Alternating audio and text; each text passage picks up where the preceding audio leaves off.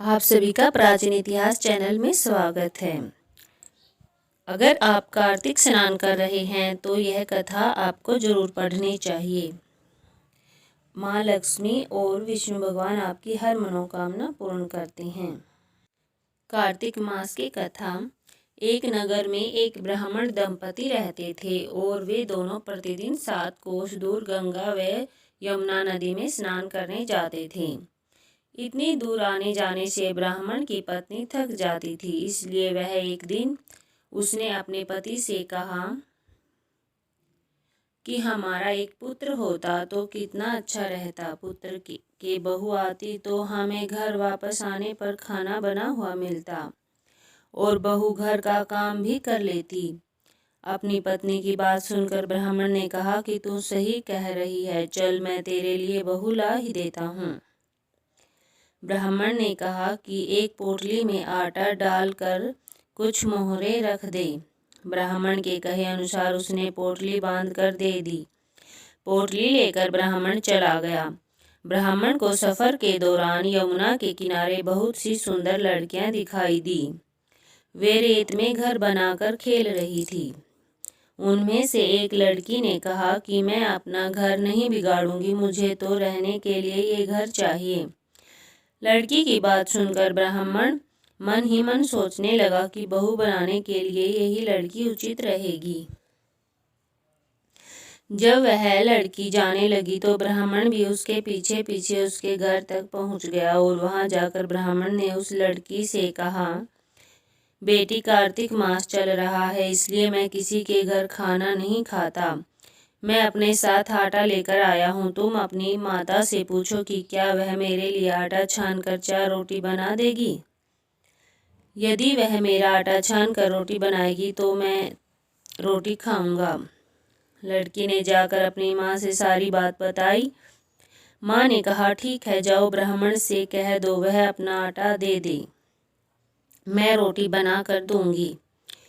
जब वह आटा छाने लगी तो आटे में से मोहरें निकली और वह सोचने लगी कि जिसके आटे में इतनी मोहरें हैं उसके घर में कितनी मोहरें होंगी। जब ब्राह्मण खाना खाने बैठा तो लड़की की माँ ने उस ब्राह्मण से पूछा, क्या आपका कोई लड़का है और क्या आप उस लड़के की सगाई करने जा रहे हो।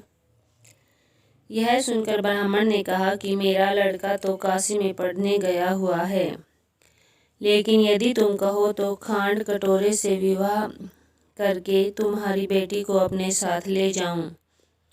लड़की की माँ ने कहा, ठीक है। इस पर लड़की की माँ ने लड़की की खांड कटोरे से शादी करके उसे ब्राह्मण के साथ भेज दिया। ब्राह्मण ने घर जाकर कहा, रामू की माँ, दरवाजा खोल कर देख, मैं तेरे लिए बहू लेकर आया हूँ।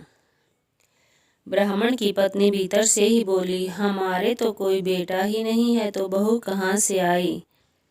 दुनिया ताने मारती थी, अब आप भी मारने लगे। ब्राह्मण ने कहा, तू दरवाजा खोलकर तो देख। जब ब्राह्मण की पत्नी ने दरवाजा खोला तो देखा कि सामने बहू खड़ी है।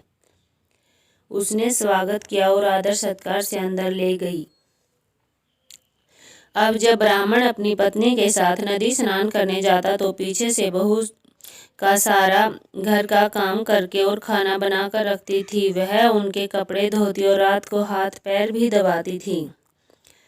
इस तरह बहुत दिन बीत गए। ब्राह्मणी ने अपनी बहू से कहा कि बहू, कभी भी चूल्हे की आग मत बुझने देना और मटके का पानी खत्म मत होने देना।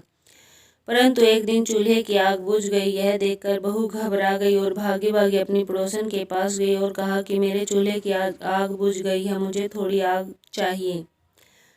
मेरे सास ससुर सुबह स्नान करने गए हुए हैं, वह थके हुए घर आएंगे, इसलिए मुझे उनके लिए खाना बनाना है।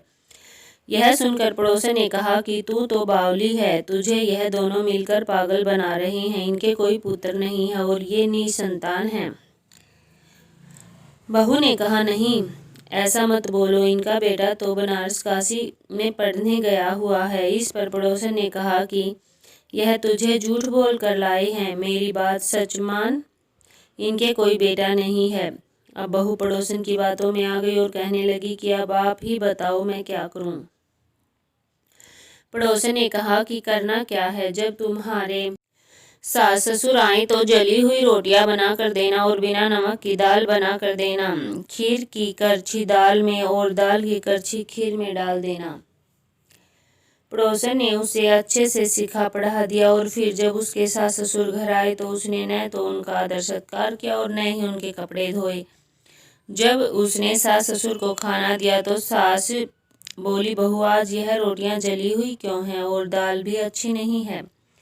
तब बहू ने पलट कर कहा कि एक दिन ऐसा खाना खा लोगे तो कुछ बिगड़ नहीं जाएगा। तुम्हारा सास ससुर को खरी खोटी सुनाकर वह फिर से पड़ोसन के पास गई और बोली, अब आगे क्या करना है। पड़ोसन ने कहा कि अब तुम 7 कोठों की चाबी मांग लेना। अगले दिन जब भी स्नान करने के लिए जाने लगे तो बहू अड़ गई कि मुझे तो 7 कोठों की चाबी चाहिए। तब ससुर ने कहा कि इसे चाबी दे दो और सास ने बहू को चाबी दे दी। सास ससुर के जाने के बाद जब बहू ने दरवाजे खोले तो देखा कि किसी में अन्न भरा है, किसी में धन भरा है, किसी कोठे में बर्तन पड़े हैं। जब उसने सबसे ऊपर का 7वां कोठा खोला तो देखा कि शिव जी, पार्वती माता, गणेश जी, लक्ष्मी माता जी, पीपल, पथवारी, कार्तिक के ठाकुर, राई, दामोदर, तुलसी जी का बिड़वा, गंगा, यमुना और 33 कोटि देवता विराजमान है। वहीं पर एक लड़का चंदन की चौकी पर बैठा माला जप रहा है। यह सब देखकर उसने लड़के से पूछा कि तुम कौन हो। तब लड़का बोला कि मैं तेरा पति हूँ, अभी दरवाजा बंद कर दे, जब मेरे माता पिता आएंगे तब दरवाजा खोलना। यह सब देखकर बहू बहुत खुश हुई और 16 श्रृंगार कर सुंदर वस्त्र पहनकर अपने सास ससुर का इंतजार करने लगी। उसने अपने सास ससुर के लिए अच्छे अच्छे पकवान बनाई। जब उसके सास ससुर घर पर आए तो उसने उनका आदर सत्कार किया और प्रेम पूर्वक खाना खिलाया और हाथ पैर दबाने लगी। पैर दबाते दबाते बहू ने कहा कि माँ, आप इतनी दूर गंगा यमुना स्नान करके ने जाती हो तो आप थक जाती हो, इसलिए आप घर पर ही स्नान क्यों नहीं करती। यह सुनकर सास कहने लगी कि बेटी, गंगा यमुना घर पर तो नहीं बहती। तब उसने कहा, हाँ माँ जी, बहती हैं, चलो मैं आपको दिखाती हूँ। जब बहू ने 7वां कोठा खोल कर दिखाया तो उसमें शिव जी, पार्वती जी, गणेश जी, लक्ष्मी जी, पीपल, पथवारी, कार्तिक के ठाकुर, राई, दामोदर, तुलसी जी का बिड़वा, गंगा यमुना बह रही हैं और 33 कोटि देवी देवता विराजमान हैं। वहीं चौकी पर बैठा एक लड़का माला जप रहा है। माँ ने उसे देखकर कहा कि बेटा, तू कौन है। लड़का बोला, माँ मैं तेरा बेटा हूँ। तब ब्राह्मणी ने पूछा कि तू कहाँ से आया है। लड़के ने जवाब दिया कि मुझे कार्तिकेय ने भेजा है। माँ ने कहा, बेटा यह संसार कैसे मानेगा कि तू मेरा बेटा है। माँ ने कुछ विद्वान पंडितों से मदद। पंडितों ने कहा, इस पार बहू बेटा खड़े हो जाएं और उस पार माँ खड़ी हो जाए। माँ ने चमड़े की अंगियां पहनी हों तो छाती में से दूध की धार निकाल कर बेटे की दाढ़ी मूंछ भीगे और पवन पानी से गठजोड़ा बंधे, तब मानेगी कि यह इस माँ का ही बेटा है।